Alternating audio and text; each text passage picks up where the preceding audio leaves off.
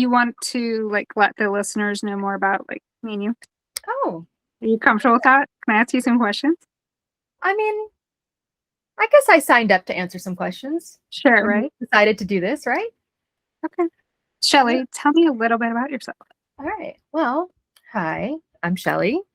I keep mentioning that I'm old. I am a middle-aged lady of 45 years.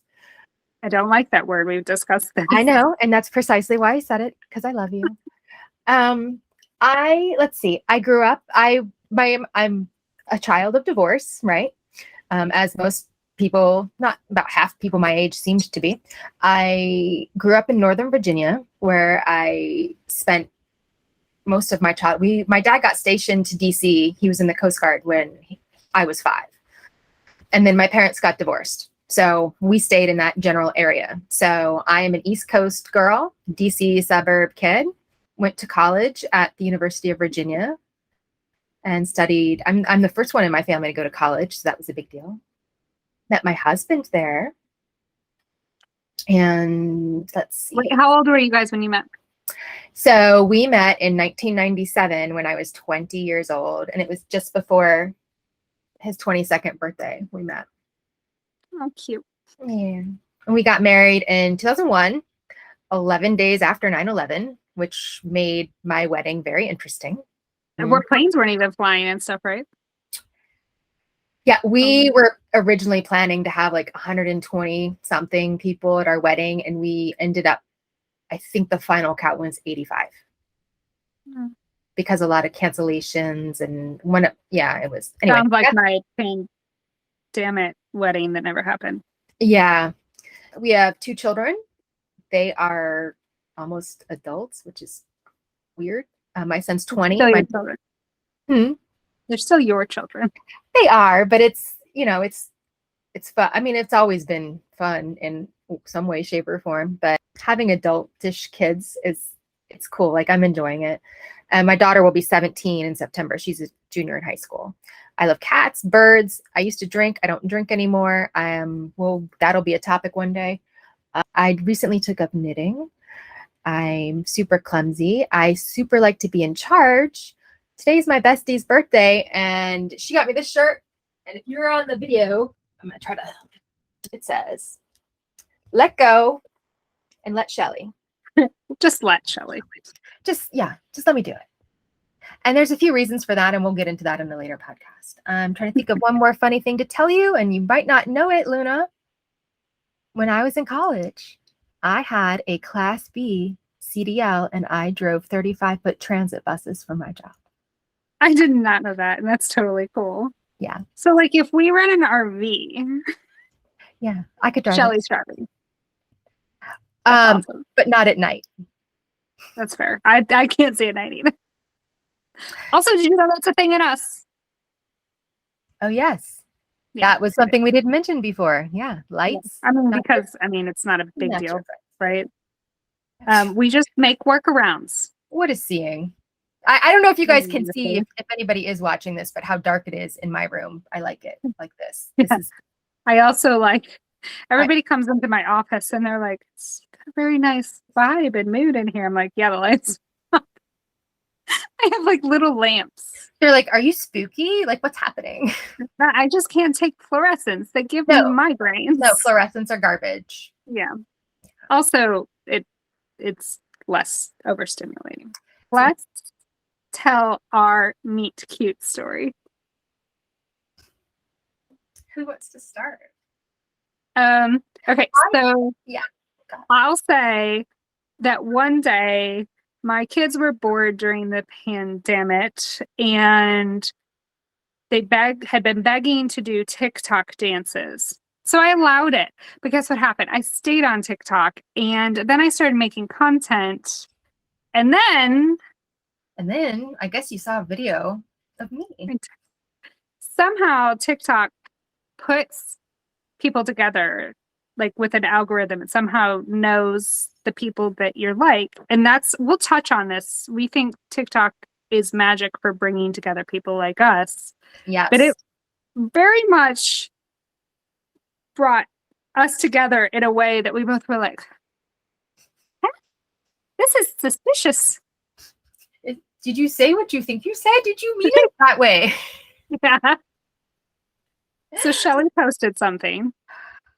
I don't, and we will be posting this in the notes or on our website, this particular You TikTok. gotta find it. Yeah. I have to go back and find it. I actually don't remember the original context, like the first one. I don't know what it was, but you said what your Ended up professor saying, yeah, I said, it had something to do with your job. So what I didn't mention in my intro is that, so I went to undergraduate school at University of Virginia and I studied anthropology, but I have a master's degree in forensic studies and forensic accounting because I investigate financial, like auditing, crimes, money laundering, stuff like that. That's my jam. cool stuff. Yeah. And I mentioned it was right around the time, because neurospicy wasn't a hashtag that was always on TikTok, right? It was right around the time that neurospicy became like, right? Like, I feel like that was a relatively new hashtag. I just saw spicy and I was like, oh, I'm a neurospicy accountant or something, because neurospicy, and we'll get into it. I didn't mention this. I didn't tell you all of my diagnoses, and I'm not going to. We've not. This would be terrifying. Yeah. Well, one thing at a time. But neurospicy is just kind of a broad generic term to refer to someone who is neurodivergent in one But or more with like ways. mixed expressions of neurodivergence. Yeah. So like more of a like more spicy than just ADHD. Yeah. Yeah. Unbeknownst to me, spicy in the TikTok world has a totally other meaning. Go ahead and explain that, because I still don't know if I can fully explain it because I didn't know it. In TikTok, there was this running joke about like people that were accountants. And I didn't understand it at first until I started seeing a pattern and realized they weren't talking about being accountants. Accountants on TikTok is a spicy way of censoring yourself to say that you do sex work, which I have no judgment. I 100% support sex workers. I did not know that when I said I was a spicy accountant, right? Right. And so she stitched me. You stitched so like I was on like two sides of TikTok. Like this is like the mainstream pop culture stuff, which is where the spicy accountant jokes were. And then I was on the neurodivergent side of TikTok. And so I was like, I don't think she's this. I think it's more this. I think she maybe doesn't get the joke. I did not get the joke. So I asked, and I just wanted to ask and find out, are you actually a spicy accountant or are you like an accountant? Turns out it's just an accountant. Which I really like math, so that I like that more maybe. Nothing against sex workers. I like them too, but I like math, so. And I also like investigating things and patterns and analysis. Mm-hmm.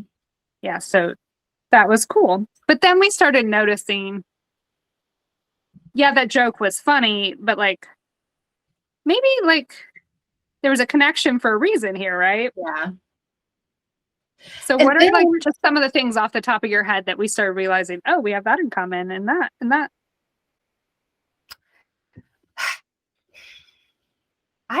It was like I was looking at a Bizarro me. I can't even give you like one specific example. Yeah. It was a Bizarro world thing. It was the Moscato. Yeah, but obvious things, yeah. Yeah.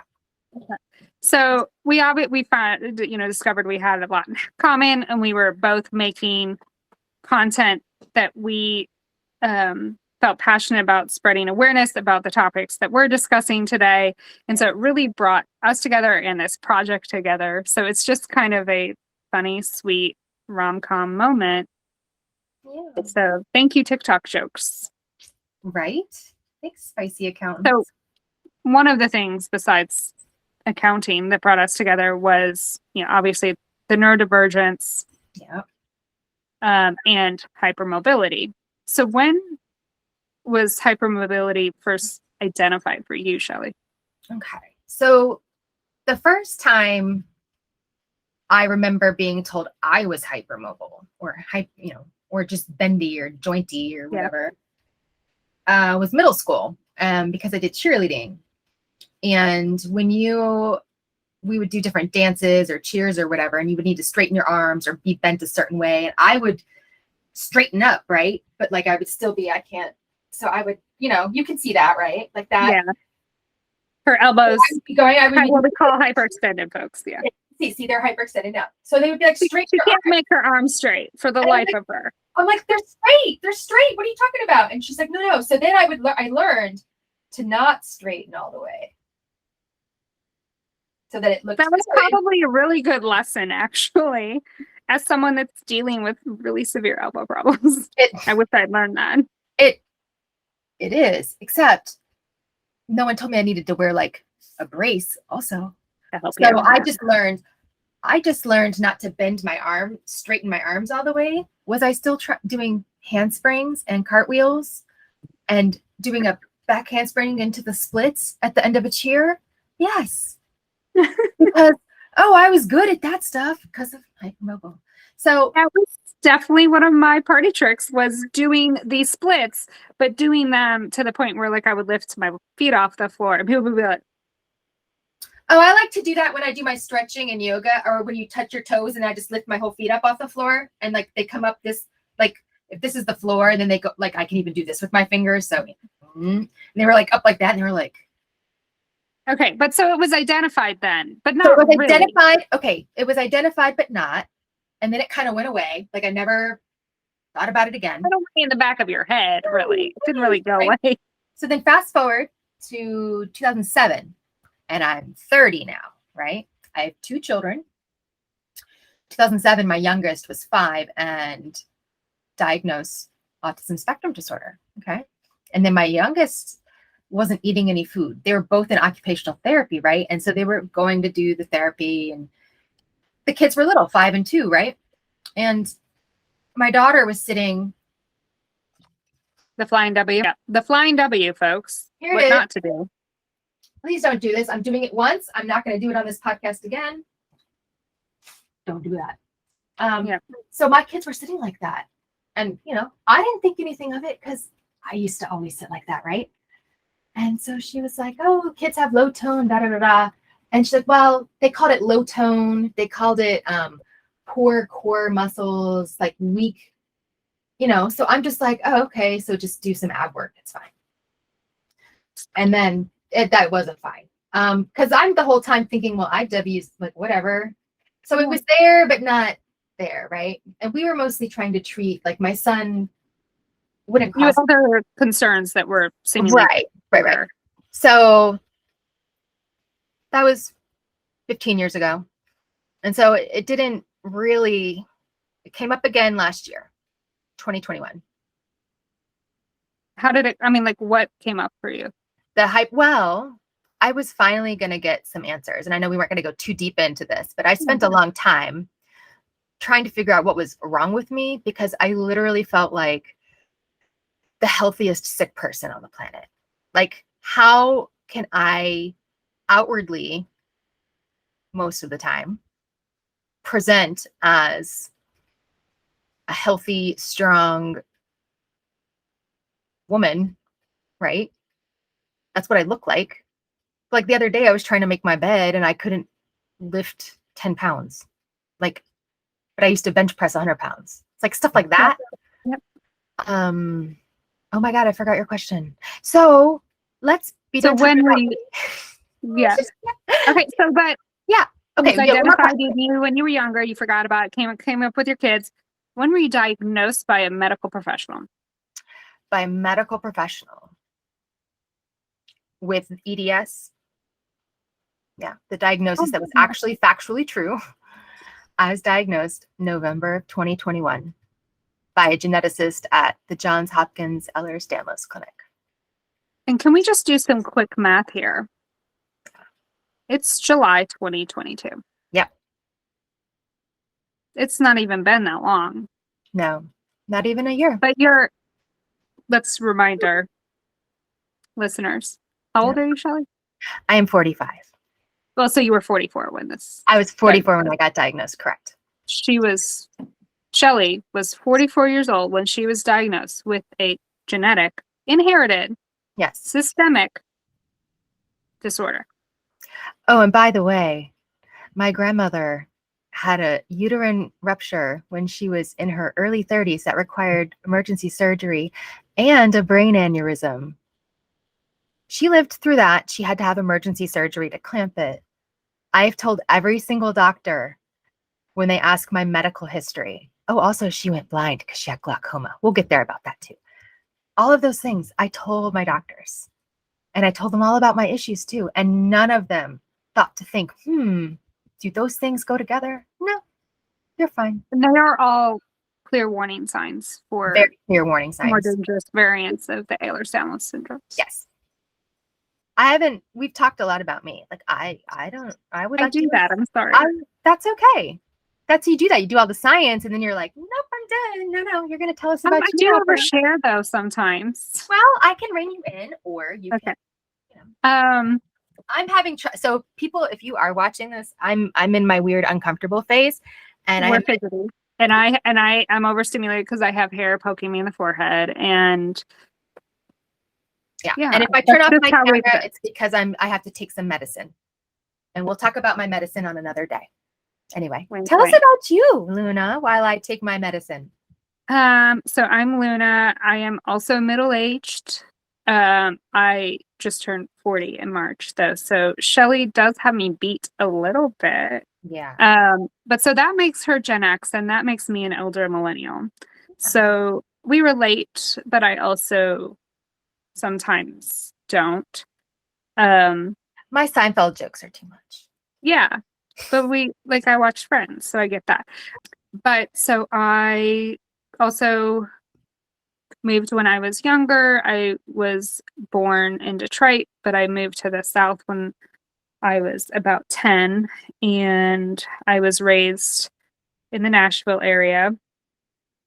I went to college in North Carolina at a small school, and then I went back up north to Cleveland for further education, and I spent about a decade there. I studied both art and medicine with the intention of being a biomedical illustrator.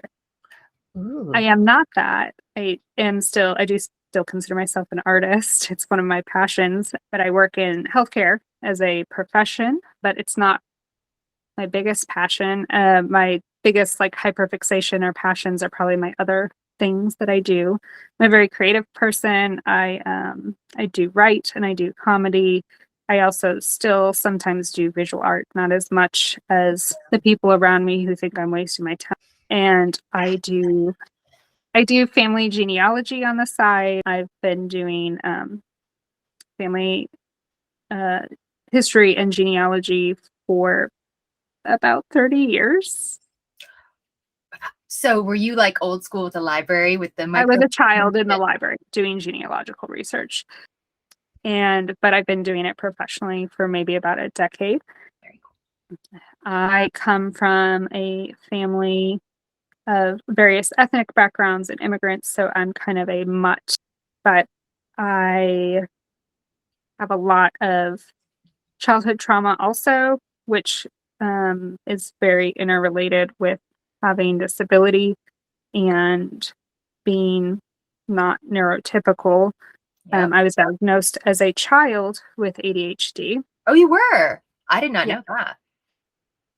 And as a child, I struggled a lot with the disability stuff, other traumas and difficulties. So it's very hard for me to separate how those interplay. And so trauma is one of my special interests, Yeah. as is psychotherapy and the mental health aspects of our stuff.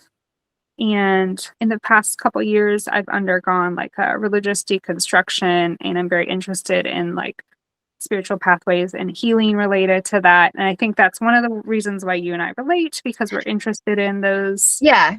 other modalities to serve us, and allow us to live beyond just our disability. And I think that's probably my biggest passion, is bringing awareness to this so that we can be more functional parts of society and to live in our higher purposes and Yeah. contribute. And that brings me to my number one passion. I am a mama and trying to make a happy, healthy human.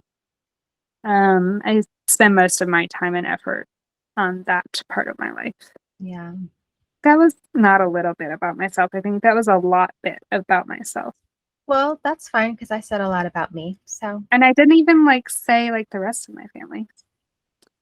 I like to go out and enjoy the nature when I'm physically able. I like yeah. the forest. That's my happy place. I like botany and Yeah, I'm getting into plants a lot lately. I I'm like trying to plants and become like a mushrooms. suburban witch or something. Like, I don't Yeah. know. Yeah, I'm obsessed with all that stuff.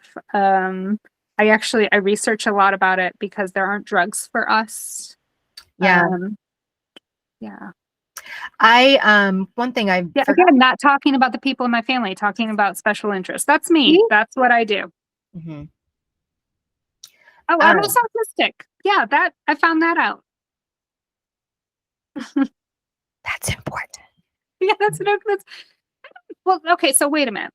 I don't think it's the most important thing about me, Oh, no, no. It's not the most important thing about you. I but mean, it's it's probably important. important to this Oh, conversation, no, this no. overall conversation that we're having. So I Oh, wanted to to that. clarify But what you all, Shelly was saying.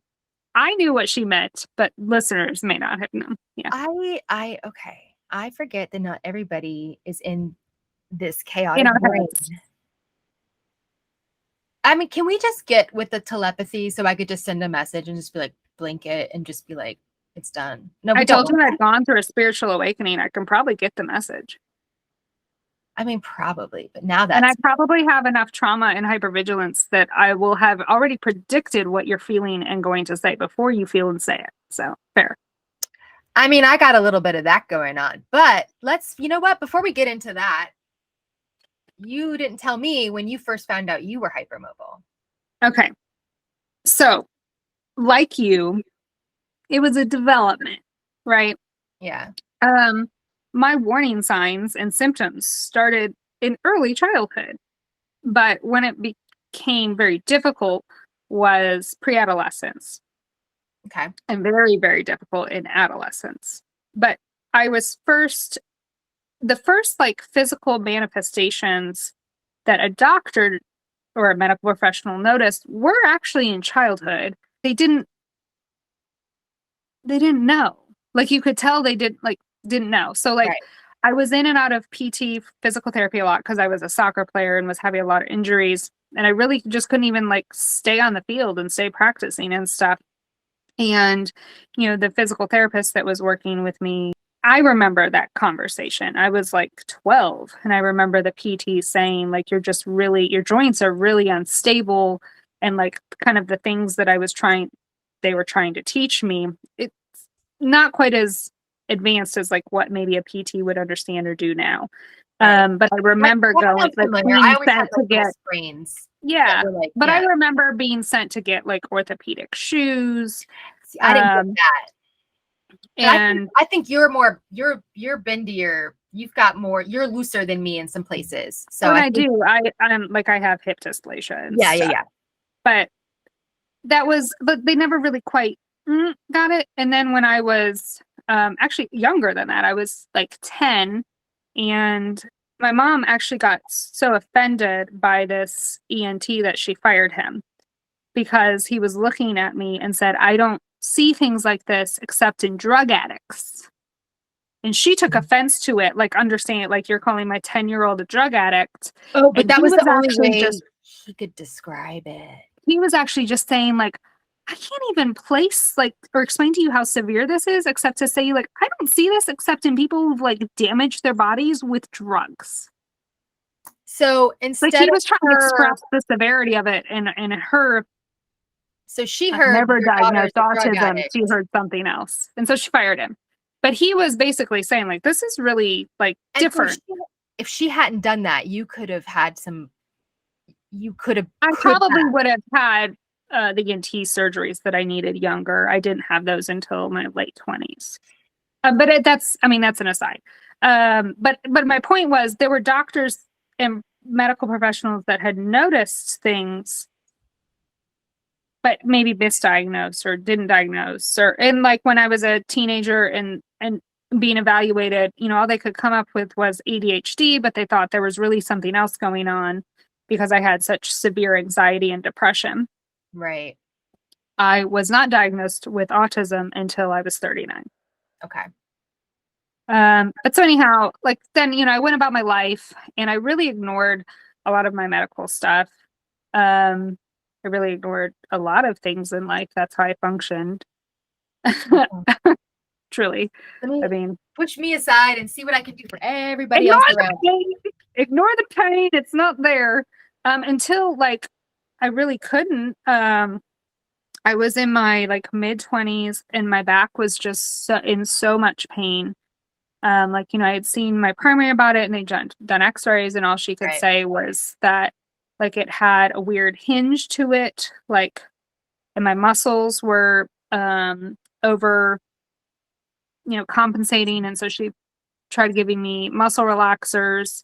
And then I destabilized Right. Because and that'll loosen you right up. And yep. And so she sent me, so I went and saw a DO who did adjustments and she adjusted me and it helped, but it didn't really stay. So, I was doing physical therapy, all those things.